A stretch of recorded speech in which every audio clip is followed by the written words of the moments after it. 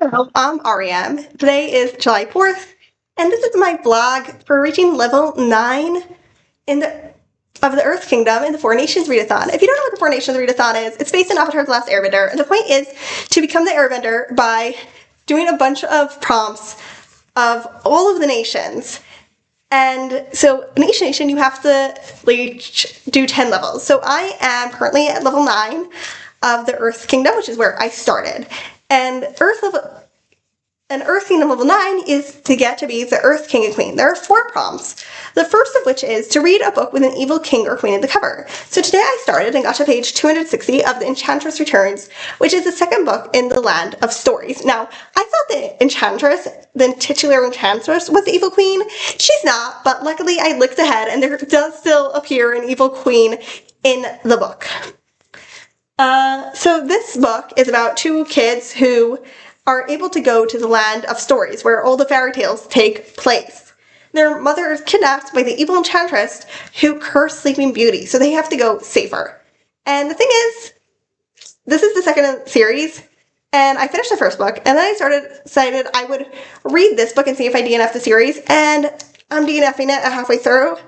It is just over halfway through, and you're allowed to count books that you've read at least half, so I am still counting it for the challenge, but I'm DNFing it. This book is just so slow. This book is over 500 pages, and it takes forever for anything to happen.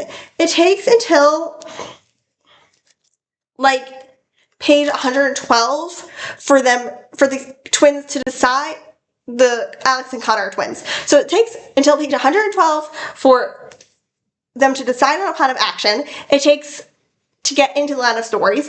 It takes until page 126 for them to get to the Land of Stories, and it's only by page 232 that they realize in the Land of Stories what exactly the request is. And I was just like getting bored. Like I'm not such a big fan of MacGuffin books anyways, which is what this is, where they have to gather a bunch of objects. But aside from that, it's taking so long. Like, this book does not have to be 512 pages. You know?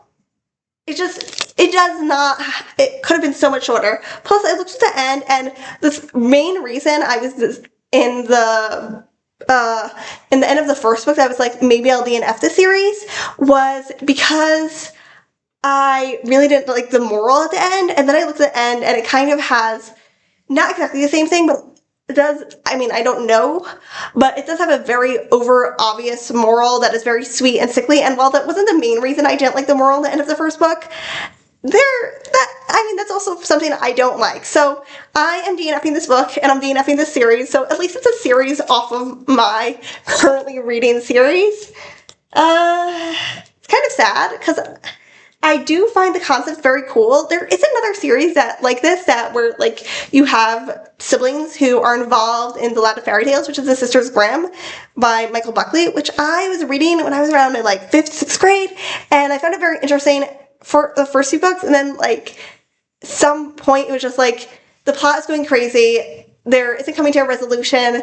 So yeah, maybe these types of series are like trying to hold too much. On the other hand, you have the Percy Jackson series, which is based on Greek myth, and then when you get to Heroes of Olympus, it expands to Roman myths, and well, isn't my favorite thing ever, because again, it's very MacGuffin-y, especially the original Percy Jackson series. I do like the Apollo series best. Personally, I actually really, really like that series. It's like good. Rick Riordan is very good in the Percy Jackson world at balancing all these different myths and not throwing too much at us. One of the things about that though is that he doesn't have, first of all, he doesn't have 500 plus page books. Secondly, he isn't over expanding. Like, I think the Sisters Grimm's book got to like maybe 13 books when I didn't reach book 13, but I think when it was still updating, when I was reading it, like it was still updating, it was still coming out when I was reading it, and I got to like 13 books, and while the Percy Jackson series has multiple series within it, every series kind of focuses on a different aspect, or a slightly different aspect. Like the original Percy Jackson is just Greek myths. Then the Heroes of Olympus, we're getting this kind of amalgamation of Greek and Roman, but it's really, really focusing on the Odyssey and the Iliad stories. Then we get Apollo, which is literally mainly focusing on all the myths that have to do with Apollo. So it's very, very focused. And I feel like this is what this series and the Sisters Grimm series is missing. They're really lacking focus, and that's what makes it feel so dragged out in this case and so convoluted in the case of the Sisters Grimm. And I guess I'm disappointed because, like, I love fairy tale retellings, but this series just isn't that good. Hey, it's still July 4th. So another prompt for this is that you choose 5 books and have someone pick one. So I chose 2 Katie Kazoo Switcheroo books. I believe they were Flower Power and Thin Ice. I chose the short story In the Forest of Stars by John Helfers, which is part of the Voldemort world, and the science fiction short story Planet Named Sheol by Cordwainer Smith. And finally, I chose Batman number 486, which is the one that was ultimately chosen for me. This comic, it's kind of divided into 2 parts for me. The first half I did not like. It was a mess. You couldn't really tell what was happening. There were just way too much going on. The panels were all over the place. The dialogue was all over the place. It was very hard to tell what was going on. The second, and the storyline was kind of the tired little thing we have seen for a ton of comics. The second part got much better. The storyline changed. The plot finally moved on from what we've seen in the past comics. Plus, the action got clearer. There were some great action panels that were... The space in the panels was really well used, both for the action and the dialogue. So, as you know, I read the comic for choose 5 and have someone choose 1. I DNF'd the Enchantress Returns for read a book with an evil king or queen. And the other 2 prompts were read a book with a crown on the cover and read a book with the word king or queen on the title. So I had chosen 2 books for this. And the first one, for read a book with a crown on the cover, was The Dark Queens by Shelley Pollack, because both of the characters, well, both of the people on that cover wear crowns. And then I had chosen Kings, Queens, and In Between by Tanya Botejo, I think her last name is. I don't remember perfectly. Have a word king or queen on the title.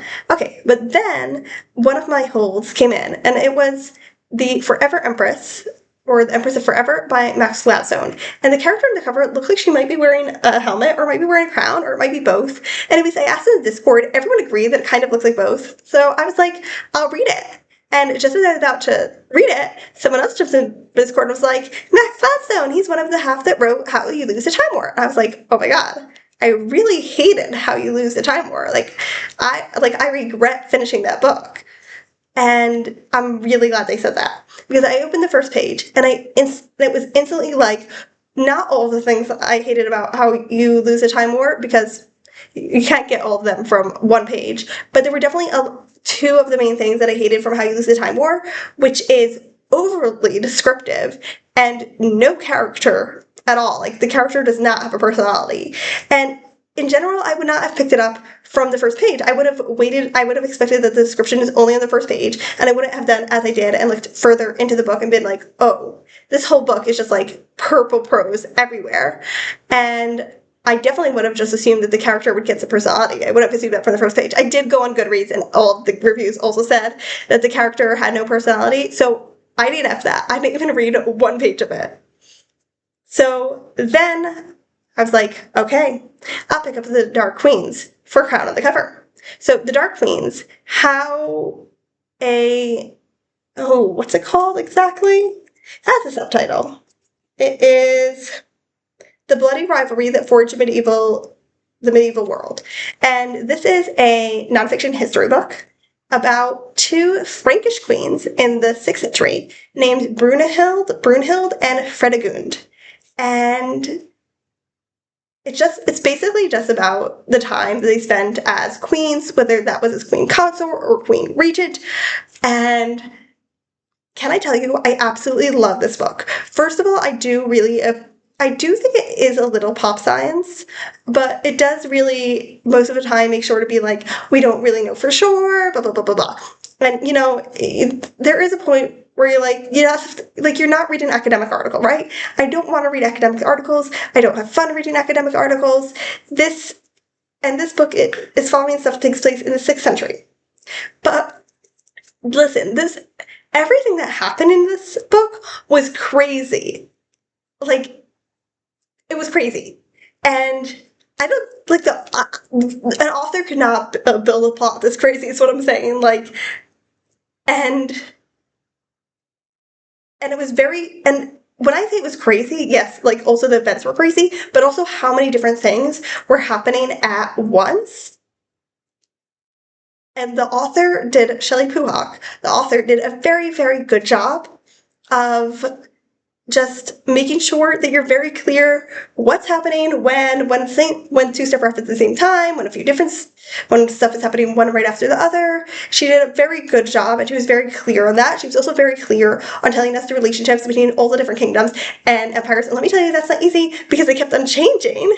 Not only the kings and queens and emperors and empresses, but the literal borders kept on changing. However, I do wish there had been another map. There were a few maps throughout showing us the changing borders, but I do think that we would have benefited from at least one map, maybe two even. Definitely not more than that, but I really could have used that at some point.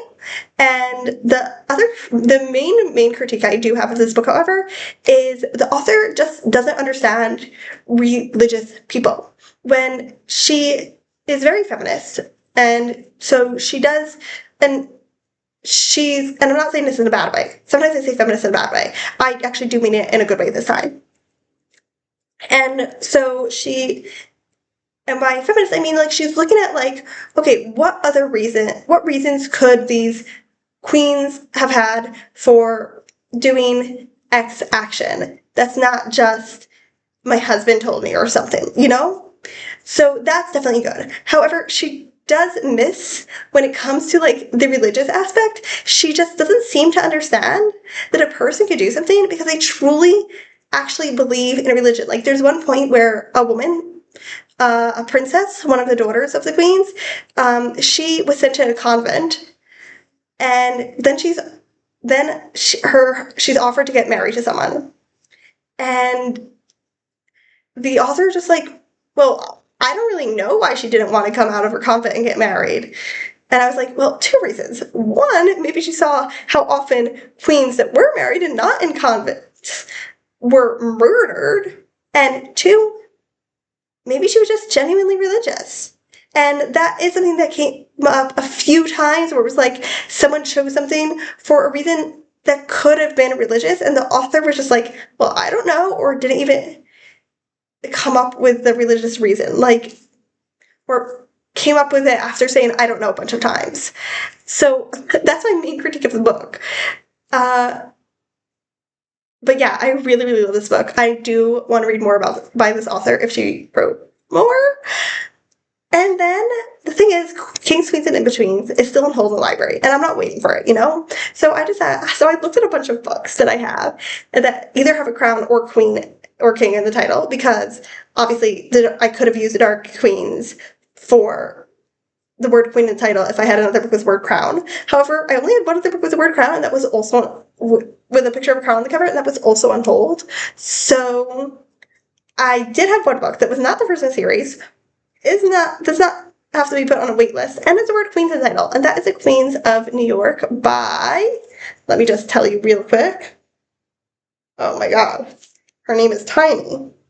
E.L. Shen.